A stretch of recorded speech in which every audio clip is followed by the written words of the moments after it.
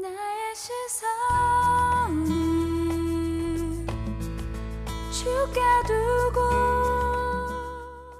이번 주간은 우리 아까 계속적으로 말씀 또 나눈 것처럼 어린이 주간입니다. 5월이 가정의 달이에요. 그래서 우리가 매달이 사실은 하나님 안에서 또 가족을 생각하고 하나님 우리의 가정이 믿음의 가정이 될 수 있도록 우리가 격려하고 기도하는 시간이 돼야 되겠지만, 또 특별히 5월을 가정의 달로 정해서 여러분들이 특별히 이제 자기 자신과 또 우리 배우자와 또 자녀들 또 그리고 주변에 우리 교회의 어린아이들과 가정을 돌아볼 수 있는 그러한 축복의 시간이 되기를 기대합니다. 이번 주간은 어린이 주간이고 다음 주간은 어버이 주간입니다. 네. 가정의 달을 맞이해서 우리 교회와 가정 가운데 하나님의 큰 사랑이 풍성하기를 기대합니다. 오늘 차세대 아이들이 어떻게 예배하는지 우리가 함께 예배를 드려봤어요. 아이들은 사실 보면은 부모님이나 친구들 말을 쉽게 잘 믿습니다.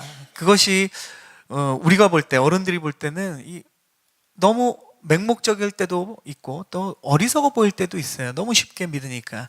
그런데 우리가 한편 생각해 보면 우리가 세상을 살아보면서 또 살아가면서 우리가 너무 신뢰하는 마음이 사라지지 않았나, 이런 것을 우리가 또 아이들을 통해서 돌이켜보게 됩니다. 그리고 부모를 향한, 부모가 이야기하는 것을 그대로 받아들이는 그 아이들의 순수함을 보면서 우리가 하나님이 말씀하시는 것에 대해서 우리가 이 아이들의 그 믿음을 배워야 하지 않을까, 이런 생각이 듭니다. 그리고 아이들은 보면 부모님 품에 있으면 되게 평안하고 만족하는 것 같아요. 아이들은 큰 기대와 큰 바람이 없지 않습니까? 부모님의 품 안에서 평안을 누리는 것 같아요. 근데 우리는 주님 안에 거하고 주님이 우리 아버지 되심을 우리가 고백하지만 주님 안에 그 품 안에 있는 것만 가지고는 우리가 만족을 못할 때가 너무도 많습니다. 주님의 품이 아닌 주님이 뭔가 우리의 삶에 더 많은 것을 우리가 요구하고 있지는 않은지 특별히 또 오늘 아이들을 보면서 우리가 생각하게 됩니다.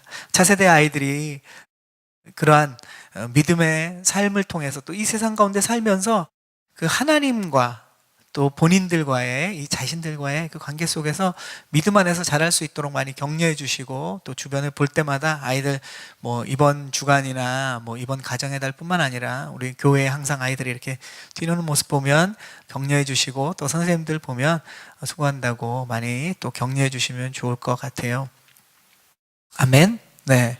아이들 가끔 보면 부모님들은 이제 오후가 돼서 집에 돌아가고 싶어 하는데 아이들이 가기 싫어해가지고 부모님이 어떻게 보면 아이들에게 이렇게 끌려서 교회에 계속 늦게까지 남아 계신 분들을 봅니다. 네. 부모님을 보면 그렇지만 아이들을 보면 참 좋은 것 같아요. 아이들이 교회 안에서 재밌게 놀고 교회 안에서 추억을 갖는다는 건 사실 그 아이들의 믿음에 있어서 굉장히 중요한 역할을 하는 것 같습니다. 여러분도 주일학교에서 신앙생활을 하신 분들도 계시겠지만 어린 시절에 어떤 말씀을, 어떤 깊이 있는 말씀을 들었느냐 보다 어린 시절 교회에서 보낸 그 소중한 추억이 얼마나 자신에게 의미 있고 또 즐거웠는지가 아이들한테는 되게 중요한 것 같아요. 그래서 아이들한테 어떤 말씀에 있어서 깊이도 사실 중요하지만 교회 안에서 행복을 누릴 수 있는 것이 이 아이들의 시기에 또 가져야 될, 또 느껴야 될 중요한 포인트인 것 같습니다. 그래서 아이들이 그렇게 잘할 수 있도록 우리 산타모니카 아이들을 위해서 많이 축복하고 격려해 주기를 부탁하고요. 오늘 저희가 읽은 말씀도 특별히 이 말씀을 택한 건 아닙니다. 저희가 창세기를 쭉 보고 있는데 이 말씀 전까지 우리가 말씀을 보았습니다. 오늘 말씀은 특별히 야곱과 그의 자녀들에 대한 이야기가 나옵니다. 이 말씀 바로 전까지 저희가 봤던 걸 잠깐 말씀드리면, 야곱이 이제 형 에서와 화해를 하게 됐어요. 형을 속이고 또 형에게 거짓말을 하고 했던 모든 것에 대해서 형 에서가 다 용서해 줬습니다. 그리고 야곱을 품에 안아주고, 그리고 야곱의 자녀들까지 다 책임지겠다고 그랬어요. 그래서 에서가 이제 나와 함께 평안히 이 땅에서 살자, 내가 너를 보호해 주겠다, 이렇게 얘기했습니다. 그런데 야곱은 형을 또 한 번 속이죠. 내가 형님을 따라가겠습니다. 그렇게 얘기를 했지만 사실은 형 에서가 있는 곳으로 가지 않았어요. 야곱은 자기의 자녀들과 소유를 데리고 숫곳으로 가서 세겜 땅이라는 곳으로 머물게 됩니다. 그런데 그곳은 사실은 하나님이 야곱을 인도했던 땅은 아닙니다. 야곱이 처음에 자신의 부모님의 집을 떠날 때 베델에서 하나님을 깊이 만나고 내가 이곳에서 하나님을 예배하겠다라는 서원을 했습니다. 그러한 기도를 했죠. 하나님도 이곳에서 너를 다시 만나겠다라는 약속을 했습니다. 그리고 너를 축복하겠다라고 약속했는데 야곱은 환경을 따라서 상황을 따라서 가다 보니까 지금 세겜이란 땅에 그 지역에 머무르게 됐어요. 그리고 그것이 이제 문제가 됩니다. 야곱이 이전에 형에게 죽을까봐 전전긍긍했을 때는 하나님께 진짜 죽자사자 매달렸잖아요. 우리가 지난번에 본 것처럼 야복강 앞에서 천사와 씨름할 때 그가 밤새 씨름했습니다. 고난과 문제가 생겼을 때 하나님 앞에 그렇게 매달리고 하나님 아니면 안 됩니다. 이러한 믿음의 고백이 있었는데 이제 형과의 이 문제가 해결되니까 어떤 모습을 보입니까? 하나님보다는 또 환경에 눈을 돌리고 환경의 평안한 곳을 찾아간다는 것이죠. 우리의 신앙에도 정말 고난과 어려움 가운데 하나님을 붙잡다가도 그 문제가 해결되면 다시 이전으로 하나님보다는 세상에 안정감을 주는 것을 찾아서 떠나는 그런 모습들이 있을 때가 있습니다. 그런데 그것이 우리에게 결코 축복은 아니라는 거죠. 우리의 문제가 해결되는 게 축복이 아니라 그 문제를 해결됨을 통해서 그 문제를 붙드시고 해결해 주시는 주님 앞에 더 가까이 나가는 것이 우리에게 진정한 축복인데 우린 참 연약한 것 같아요. 문제가 해결되면 다시 이제 하나님 앞에 간절함이 사라진다는 거죠. 야곱도 그런 모습이었습니다. 야복강에서 만났던 그 하나님을 향한 간절함이 이제 서서히 사라지고 숲곳을 지나서 세겜을 지나서 그 땅에 보니까 머무르기 좋을 것 같거든요. 그래서 하나님과의 깊은 약속과 예배도 잊어버리고 이제 이곳에서 세겜에서 살게 됩니다. 이 세겜 땅은 사실은 세상의 죄와 세상의 방법이 너무도 관영한, 너무도 당연시 여겨지는 곳입니다. 심지어는 사랑하는 여인이 있으면 오늘 그 야곱의 딸 디나의 얘기가 슬픈 얘기가 나오지만 보면 그냥 강제로 그 여인을 우리나라 옛날 보쌈식으로 데려다가 추행을 하고 그리고 이 여인을 자기 아내로 삼겠다라고 합니다. 사랑하지 않는 건 아니에요. 뒤에 내용을 우리가 쭉 읽진 않았지만 내용을 보면 사랑했는데 그 방법이 너무도 세상적이고 강압적이고 세상의 힘과 능력과 권력으로 다 될 거라고 생각을 하는 그러한 곳이 바로 이 세겜 땅이었습니다. 성적인 문제, 또 세상적인 또 어떤 윤리의 문제, 또한 마음의 문제, 이런 모든 것들이 굉장히 어떻게 보면 어두운 곳이 바로 이 세겜이었습니다. 그럼 환경은 넉넉했기 때문에 야곱은 이 땅에 머물렀죠. 그래서 이 믿음의 사람이 이러한 환경 속에 노출될 때 위험과 어려움을 겪게 됩니다. 하나님의 자녀들이 살아야 될 축복된 땅이 아니었지만 야곱은 이 세겜에 머물러서 살아가게 됩니다. 그리고 문제가 생기죠. 이 가정에 문제가 생기는데 그 가정의 문제에서는 그 문제를 겪고 있는 당사자는 야곱의 딸인 디나입니다. 오늘 보면 레아의 딸 디나에게 문제가 생겼습니다. 디나가 세겜 땅에 여자들을 보러 나갔다라고 성경은 얘기합니다. 이것을 학자들은 그럽니다. 그냥 뭐 주변에 여자들을 구경하러 가는 것이 아니라 그런 세상의 화려함과 또 세상의 그런 즐거움을 찾아서 이 디나가 그 세겜 땅의 여인들을 구경하러 갔다라는 것으로 풀고 있습니다. 다 큰 여성이 세겜 땅에 놀러 갔죠.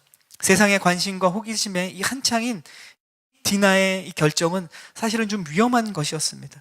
요즘처럼 치안이 잘 되어 있는 것도 아니고 아까 말씀드린 것처럼 세겜은 굉장히 세속적인 그러한 법이 또 흐름이 문화가 있던 곳이었습니다. 세겜성에 또 디나와 야곱은 그 주변에 살았기 때문에 그 땅에 대한 것을 잘 사실은 알지 못했죠. 어디가 위험한지 잘 알지도 못했지만 유혹에 끌려서 궁금증에 끌려서 나아갔습니다. 여러분 뭐 LA 지역에 가보셔서 알겠지만 LA 지역에 위험한 곳이 있고 위험하지 않은 곳이 있습니다. 처음 가보는 사람은 사실 잘 모르죠. 낮에는 또 잘 모릅니다. 밤이 되면 바뀌죠. 어떤 곳은 위험하기 때문에 우리가 그냥 가면 안 되는 곳이 있습니다. 굳이 갈 필요가 없는 곳이 있죠. 그런 곳을 가면 우리는 위험에 노출이 되는 것입니다. 그런 지역을 우리가 밤에 마구 돌아다니면서 아무 일도 없겠지라고 생각하는 것은 굉장히 위험한 생각이죠. 그런 것을 피할 수 있는 것이 또한 우리의 지혜라고 생각합니다. 그런 위험한 곳이 있다면 우리도 조심해야 되지만 자녀들이 또 가는 것을 우리가 막아야 되겠죠.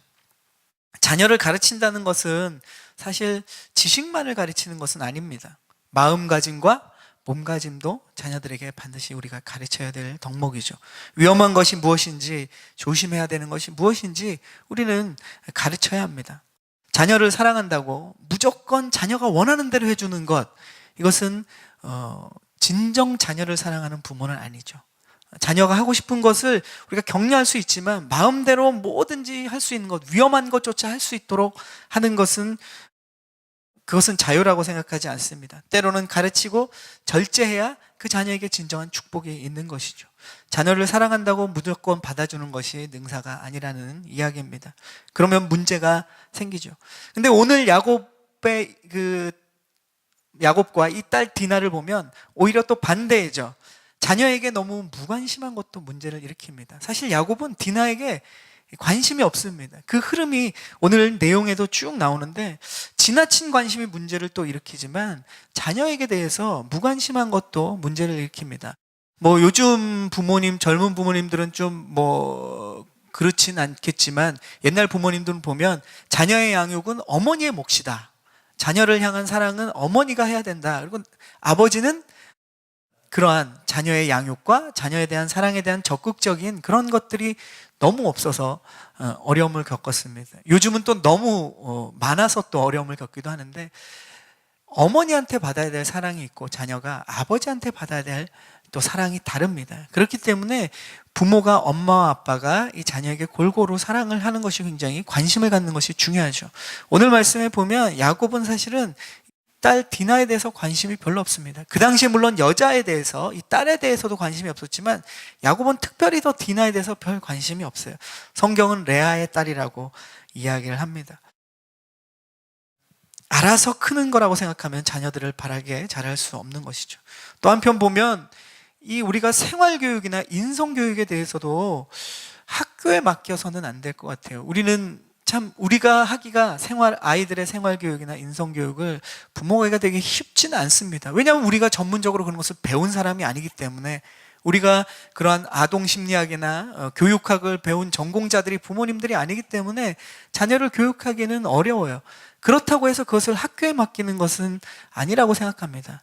학교에서는 사회를 배우고 또 세상의 지식들을 배우고 그러는 것이지 실제로 자녀들은 인성교육과 생활교육은 부모님이 하는 것을 보면서 배웁니다. 그리고 가정에서의 그 모든 분위기를 통해서 배우는 것이죠. 학교에서 그것을 대체해 줄 수 없습니다. 아이들은 부모의 관심과 사랑을 먹고 자랍니다. 부모가 하는 행동을 보고 자라는 것이죠. 신앙교육도 마찬가지입니다. 교회에 맡겨서는 안 돼요. 가끔 우리 이제 차세대 목회자들 한국에 우리 있을 때 보면 한국의 목사님들이 참 힘들어하는 것이 그겁니다. 부모님들이 너무 교회 학교에 기대감이 크다는 거죠. 일주일에 그 많은 시간 중에 80분의 1밖에 되지 않은 딱 2시간을 일주일에 2시간을 교회에 맡기면서 자녀들의 믿음 생활을 교회가 그리고 교회의 교사들과 교회의 목회자들한테 기대하는 것에 대한 부담감이 굉장히 그 차세대 목회자들은 있습니다. 그렇지 않습니까? 일주일 내내 사실은 부모와 함께 지내면서 부모의 신앙을 보고 부모의 삶의 태도와 믿음의 태도를 보고 자라는 아이들에게 단지 일주일에 2시간, 그것도 시험 기간에는 또 교회도 부모님이 안 보내주시는 분들도 있습니다. 그렇게 하면서 자녀들이 교회 안에서 믿음 생활을 잘 자랄 거라고 기대하는 것은 억지스러운 일이죠. 사실 자녀들의 믿음은 부모가 가정에서 어떻게 부부에게 또 어떻게 자녀에게 또 어떻게 부모가 자신의 직장에서 또 사회에서 어떻게 행동하는지를 보면서 그들의 믿음은 커간다는 것이죠.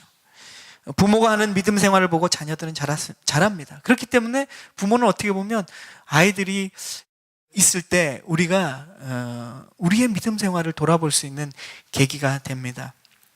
야곱은 아버지로서 사실 자녀들에게 생활교육과 인성교육을 잘 하지 못했습니다. 야곱의 연약함에 대해서 우리가 계속 많이 나눴죠. 오늘 창세기 34장 중간에도 보면 이 야곱의 아들 중에 시므이와 이 레위가 주동이 돼서 그 세겜성 주민들에게 보복하고 학살하고 재물을 다 뺏어오고 약탈하는 그러한 장면이 나오는데, 이들의 분노와 살인하고 노략질을 하는 모습을 보면 알 수 있습니다. 그들의 방법을 거짓말하게 속임수를 써요. 그래서 세겜성 주민들에게 속임수를 써서 우리가 이제 한 가족이 되자라고 얘기하면서 할례를 시키고, 그리고 그들이 저항할 수 없을 때 가서 다 죽여버립니다. 그리고 물건을 빼앗죠. 그리고 그 부녀자들과 아이들을 노예로 삼아버립니다. 이 믿음의 계보라고 어떻게 보면 너무 부끄러운 일들을 하죠. 성경은 가감이 없습니다. 믿음의 사람들도 연약하고 믿음의 사람들도 세상 사람보다 더 악할 수 있다는 것을 성경은 숨기지 않습니다. 성경은 정직한 책이죠. 하나님의 말씀이죠. 이것을 통해서 믿음의 사람이 더 낫다라는 것을 보여주는 것이 아니라 믿음의 사람이 어떻게 하나님의 말씀 안에서 세상 가운데 살아야 할지를 보여주는 것입니다. 우리의 부끄러움이 있다면 그것을 우리가 깨닫고 돌이키기를 원하는 것이죠. 보면 이 야곱은 사실 자녀들에 대한 생활교육과 인성교육이 잘 하지 못했어요. 아버지가 했던 방법 그대로 배운 거죠. 속이고 또 거짓말하고, 자녀들도 똑같은 행동을 합니다. 신앙교육도 야곱은 자녀들에게 잘 하지 못한 것 같아요. 그의 아내 라헬이 부모님 집에서 나올 때 자기의 친정 아버지인 라반의 드라빔, 그 우상을 훔쳐갖고 나오는 것부터 시작해서 다음 창세기 35장을 보면 알지만 이 가족들이 우상을 많이 섬겼어요. 나중에 그것을 다 버리고 태워버리고 떠나자라는 얘기를 야곱이 합니다. 그 전까지 이 가족들이 그런 우상을 숭배하고 세상의 것들을 추구하는 데 있어서 그런 신앙교육에 대해서 야곱이 잘 하지 못한 것을 우리는 볼 수 있습니다. 자녀들은 부모의 거울이다, 이런 얘기 많이 들어보셨을 거예요. 자녀들은 부모의 거울입니다. 우리가 어떻게 행동하는지, 우리가 어떤 평소에 얘기를 하는지, 우리가 평소에 어떤 것을 가치를 가지고 살아가는지를 우리 자녀들을 보면 알 수 있는 거죠. 이 말을 하는 저도 자신도 여기서 벗어날 수 없지만 우리 모두가 정말 우리의 모습을 통해서 자녀들이 자란다라는 것, 배운다라는 것을 우리가 생각할 때 우리의 삶에서, 우리 삶으로 교육하는 것이 굉장히 중요합니다. 부모가 기도하는 모습을 보이지 않으면 자녀는 아무리 기도하라 그래도 기도하지 않습니다. 기도하는 자녀가 되기를 우리가 소망해도 기도하지 않아요. 부모가 말씀을 보고 예배 생활을 성실하게 하지 않으면 자녀에게 아무리 예배 생활을 하라 그래도 예배 생활을 할 수가 없습니다. 부모가 서로 사랑하고 다툼이 아닌 대화로 문제를 해결하지 않고서는 자녀들에게 이러한 원만한 대화를 기대할 수 없는 것이죠. 부모가 집에 와서 물론 피곤하긴 하고 또 리프레시를 위해서도 잠깐은 필요하지만 습관적으로 TV를 보고 스마트폰을 보면서 우리 자녀가 게임을 하고 스마트폰을 보고 TV를 보는 것에 대해서 우리가 그것은 좋지 않은 것이다 라고 얘기한다고 해서 자녀들이 듣지 않는다는 거죠. 부모의 행동은 그렇지 않으면서 말로 가르치는 것, 이것이 자녀들에게 별 효과가 없는 것은 우리 모두가 알고 있는 것입니다. 부모의 행동이 따르지 않는 말은 아이들에게 잔소리로 들릴 뿐인 것이죠. 자녀는 부모의 말이 아니라 행동을 지켜보고 행동을 배웁니다. 제가 좋아하는 책인데 삶으로 가르치는 것만 남는다라는 책이 있어요. 그 제목 자체가 이미 그 책에 그 나오는 사건들을 다 대비해 줍니다. 우리가 삶으로 가르치는 것만 자녀들은 그 마음과 그의 행동과 삶에 나타나는 것 같아요. 우리가 이것을 생각하면서 우리가 자녀들에 대해서 기도도 하고 격려도 하지만 우리의 삶을 돌아볼 필요가 있습니다. 오늘 야곱을 보면 34장의 본문을 저희가 다 읽지는 않았습니다. 그러나 야곱의 딸 디나는 아버지의 무관심 속에서 자란 것 같아요. 세상에서 세겜에 가서 비참한 일을 당했잖아요. 강간을 당하고 억류를 당했습니다. 그 세겜성 성주의 아들이 이 디나를 사랑했어요. 그리고 이 여인을 자기의 아내로 삼기 위해서 그렇게 그 성에 잡아두고 이제 이 아버지와 함께 와서 야곱에게 모든 이제 뭐라 그러죠? 지참금과 딸에 대한 것을 다 줄 테니까 이제 우리가 함께 한 가족을 이루자라고 제안을 합니다. 근데 이런 비참한 일을 당하고 지금 억류되어 있는 상태에서도 이 야곱은 너무나 침착합니다. 동요하지 않아요. 마치 남의 일처럼 그 모든 그의 행동과 말에는 남의 일처럼 나옵니다. 크게 염려하는 모습이 보이지 않죠. 몇 달 전에 저희가 레아와 라헬이라는 제목으로 이 야곱의 두 아내에 대해서 우리가 이야기를 나눴습니다. 야곱은 처음부터 그가 죽을 때까지 라헬을 사랑했습니다. 레아에 대해서 사실은 별 사랑을 갖지 않았어요. 참 안타까운 것이죠. 오늘 보면 디나는 레아의 딸입니다. 레아를 사랑하지 않은 것처럼 그 딸조차도 디나에 대해서도 관심을 보이지 않아요.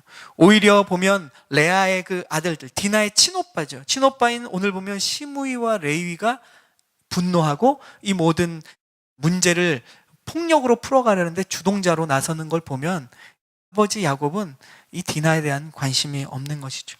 이것이 사실은 야곱의 편애가 낳은 문제였습니다. 야곱의 편애는 나중에 어떻게 됩니까? 우리가 이후에 보면 요셉을 너무도 잘 아는 것처럼 요셉이 왜 그 형제들이 요셉을 미워했습니까? 요셉 자신의 문제보다는 사실은 야곱이 요셉에게 너무나 특별 대우를 해줬어요. 그러니까 형제들 가운데 분란이 일어나는 거죠. 우리가 뭐 10손가락 깨물어서 안 아픈 손가락 없다라고 하지만 우리가 특별히 어떤 자녀에 대해서 그 자녀가 연약해서 더 우리가 케어할 수는 있지만 그 자녀가 우리의 부모가 생각하는 만족도가 크다고 해서 그 아이를 편애한다는 것, 이것은 우리에게 사실은 가정에 큰 문제를 낳는 것입니다. 오늘 보면 야곱은 그러한 편애를 가지고 부인들을 편애했을 뿐만 아니라 그 자녀들을 편애함으로써 그 가정의 분란이 끊이지 않는 모습을 보게 됩니다. 야곱은 또 오늘 보면 이 문제가 일어나는 것에 또 다른 원인이 한 가지가 있었는데, 이러한 그 세겜성의 학살이 일어나고 이 자녀들이 이렇게 폭력적으로 또 거짓말을 가지고 이러한 문제를 일으키는 데는 야곱의 편애도 있었지만 또 하나는 야곱은 자기애가 되게 강한 사람이었어요. 모든 것이 자기 중심이었습니다. 자기를 사랑했기 때문에 어떻게 보면 가족보다 자기를 더 사랑하는 모습을 보입니다. 야곱은 자기 중심적인 생각과 마음을 가졌던 사람이에요.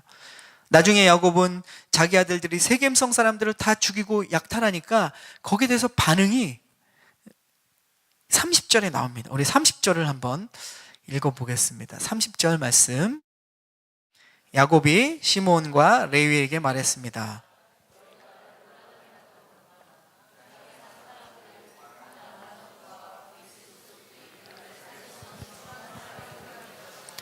나는 수도 얼마 되지 않는데 만약 그들이 뭉쳐서 나를 공격하면 나와 내 집이 망할 것이다. 자, 우리가 한 절을 읽었는데 그 안에 나라는 말이 얼마나 많이 나옵니까? 4번이나 나옵니다. 너희가 나를 곤란하게 했다. 자녀들이 나를 곤란하게 했다. 그리고 나를 이 지역에서 사귈 수 없는 사람들과 이 사람들의 대외적인 자기의 이 입장을 얘기합니다. 나를 사귈 수 없는 추한 사람이라고 사람들이 여길 거고, 나는 지금 수가 얼마 안 되기 때문에 이제 큰일 났다는 거죠.